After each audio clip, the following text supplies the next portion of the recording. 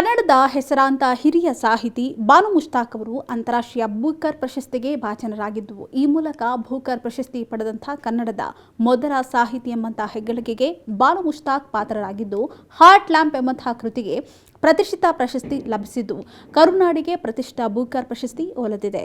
ಹೌದು, ನಿನ್ನೆ ಇಂಗ್ಲೆಂಡ್ನಲ್ಲಿ ನಡೆದಂತಹ ಸಮಾರಂಭದಲ್ಲಿ ಹಾರ್ಟ್ ಲ್ಯಾಂಪ್ ಎಂಬಂತಹ ಕೃತಿಗೆ ಈ ಪ್ರಶಸ್ತಿ ಒಲಿದು ಬಂದಿದ್ದು, ಇದೊಂದು ದಕ್ಷಿಣ ಭಾರತದ ಪಿತೃಪ್ರಧಾನ ಸಮುದಾಯಗಳಲ್ಲಿನ ಮಹಿಳೆಯರ ಜೀವನವನ್ನು ರೂಪಿಸುವಂತಹ 12 ಕಥೆಗಳನ್ನು ಹೊಂದಿದ್ದು, ಇಂಗ್ಲಿಷ್ ಹಾಗೂ ಕನ್ನಡ ಭಾಷೆಯಲ್ಲಿಯೂ ಅನುವಾದಿಸಲಾಗಿದ್ದು, ಓದುಗರ ಮನ ಮುಟ್ಟುವಂತಿದ್ಯಂತೆ. ಹೀಗಾಗಿ ಬೂಕರ್ ಪ್ರಶಸ್ತಿಯನ್ನ ನೀಡಿದ್ದು, ಈ ಪ್ರಶಸ್ತಿಯು ಅಂದಾಜು 57.28 ಲಕ್ಷ ರು ನಗದನ್ನು ಒಳಗೊಂಡಿದ್ದಂತೆ.